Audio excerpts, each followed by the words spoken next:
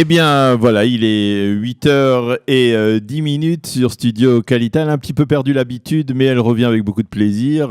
Ici, dans ce studio, Eliana Gurfinkel, après quelques jours d'absence, on lui souhaite une bonne santé, un bon retour ici dans les studios de Qualité. Pour cette chronique Un jour notre histoire. Alors, comment allez-vous, Eliana ? Bonjour Daniel, voilà, je suis de retour. Ah. Nous sommes aujourd'hui... De quoi allons-nous parler ? Nous n'avons même pas eu le temps de parler du sujet. Nous sommes le 18 juillet. Ah oui, nous sommes le 18 juillet, ça c'est sûr. Et c'est la date de décès de Simcha Blas. Est-ce que ça vous dit quelque chose, Simcha Blas ? Alors là, vraiment pas. Là, je cale. Là. Simcha Blas, c'est une des personnes qui a inventé avec son fils un système de gouttes. Ça vous dit quelque chose, d'irrigation par gouttes ? C'était une personne qui était assez importante dans tout ce qui est mécorote. Oui, il faut y aller. Voilà. Et donc, c'est de lui dont je voulais vous parler ce matin. Alors, il faut repartir un petit peu en arrière. Il naît à Varsovie, en Pologne. À l'époque, ça fait partie de l'Empire russe. Il grandit dans une famille orthodoxe, juive orthodoxe. Très rapidement, il fait partie des mouvements sionistes et des mouvements de self-défense des communautés juives de l'époque, donc pendant la Première Guerre mondiale. La Première Guerre mondiale. Puisque vers la fin de la Première Guerre mondiale, on a déjà beaucoup de... Enfin, c'est une situation qui est très instable et les Juifs s'en prennent plein dans la tronche. On va dire ça comme ça. Oui, c'est une manière de le dire. Et comme les Juifs sont les premiers attaqués, alors pour cette raison, on a plusieurs mouvements de self-défense qui sont un petit peu organisés un peu partout en Europe de l'Est. Et il va faire des études d'ingénierie à Varsovie et il va déjà être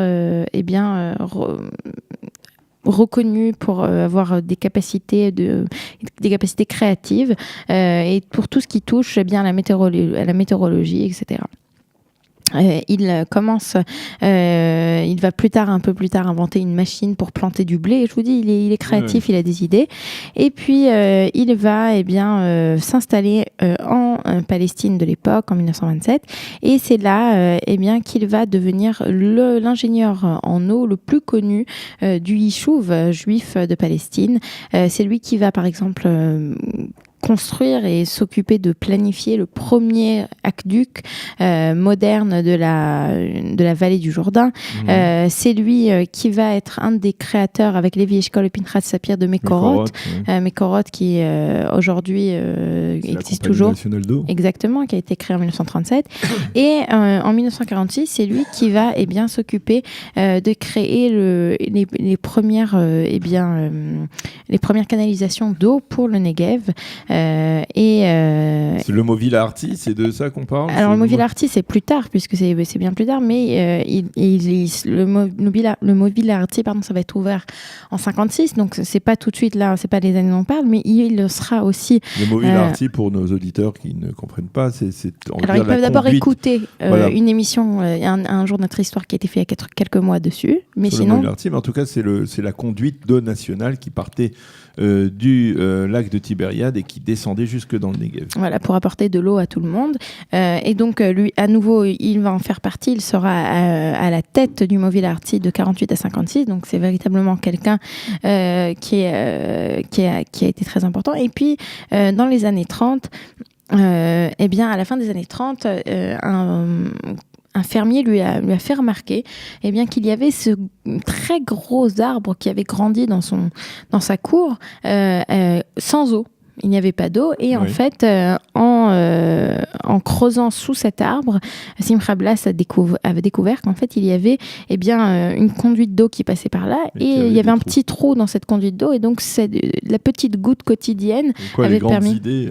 Voilà, et donc c'est comme ça qu'il a pensé à cette idée et c'est comme ça que il en a fait tout simplement un patent, un brevet et c'est comme ça qu'on a eu dans le kibbutz kibbutzim, ça s'est développé pour devenir ce qu'on connaît aujourd'hui. C'est vers quelles années Ça, c'est dans les années, c'est à la fin des années, à la fin des années 30, ils se rendent compte de ce système, et c'est dans la fin des années 50 qu'on commence à utiliser, on a une utilisation beaucoup plus importante du plastique, qu'on va utiliser cela, et voilà. Et je voudrais juste terminer par dire, je pense que c'est assez, ça représente beaucoup de choses, c'est assez rigolo. Dans l'encyclopédie hébraïque, c'est Blas qui avait écrit le chapitre sur le développement des ressources d'eau en Palestine. Je pense que ça représente bien le personnage, la personne qui aurait écrit ce chapitre, et non seulement dans le livre, mais en Israël même. Voilà. Eh bien, merci Eliana donc, pour nous avoir parlé de Simcha Blas, l'inventeur de l'irrigation au compte-gouttes. C'est un peu comme ça qu'on peut l'appeler.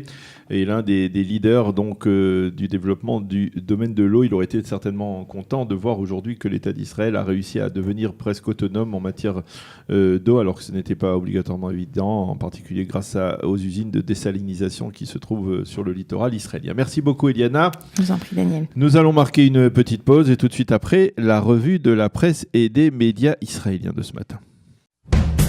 Vous aimez l'histoire juive ? Retrouvez Liana Gurfinkel dans Un jour notre histoire sur Studio Kalita, c'est tous les matins, pour découvrir ensemble les événements et les personnages qui ont fait notre histoire.